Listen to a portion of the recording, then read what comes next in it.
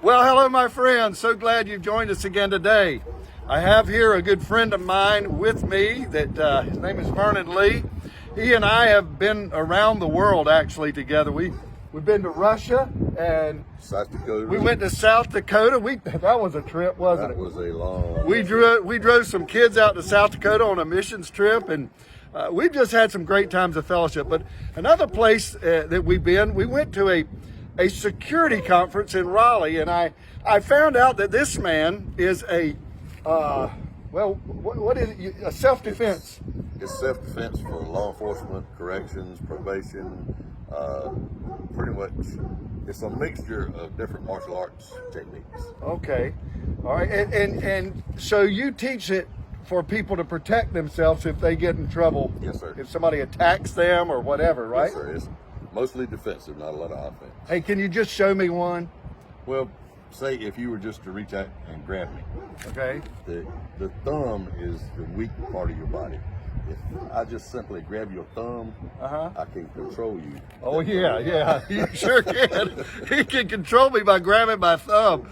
Well, that's interesting. Now, it's good to learn those techniques before you. Oh, yes, sir. It is. Because I mean, if somebody came against you and you didn't know how to do it, you have to learn it before, don't you? And you have to practice it. It's something you have to do routinely, or you'll forget it. It's got to be a natural reaction. Okay, all right. Well, I was thinking about this when we were discussing about this self-defense.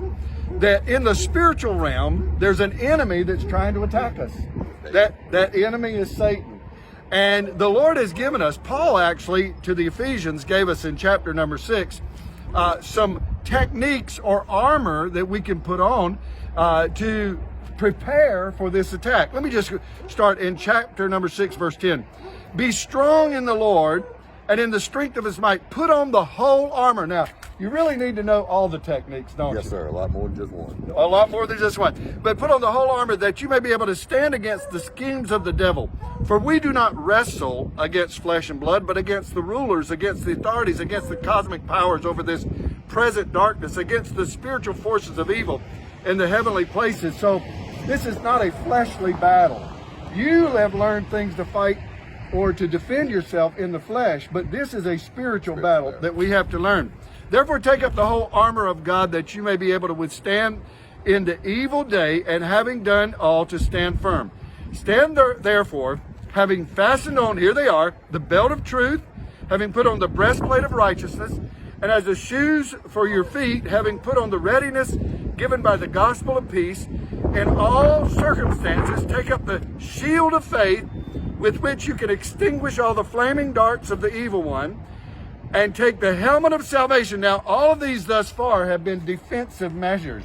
But notice in verse 17, and the sword of the Spirit, which is the word of God. The sword of the Spirit is an offensive weapon. Now, this tells me that the Lord has given us, now these symbols are actually, they're like the armor that they used in those days. Right. But when we apply in our days, we would, I guess in the military, there would be certain things. I think don't they wear these Yes, vests? sir. Even in the police officers, a lot of times wear these Stab protective. vest, bulletproof vest.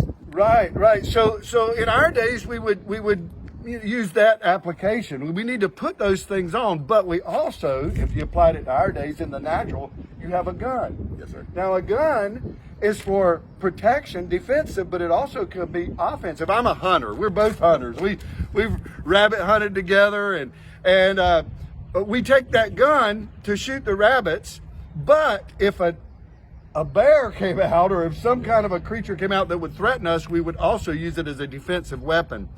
Now, the sword of the Spirit, which is the word of God, is an offensive weapon. It's defense, because if the enemy comes against us, we can use the word to fight the enemy. That's right.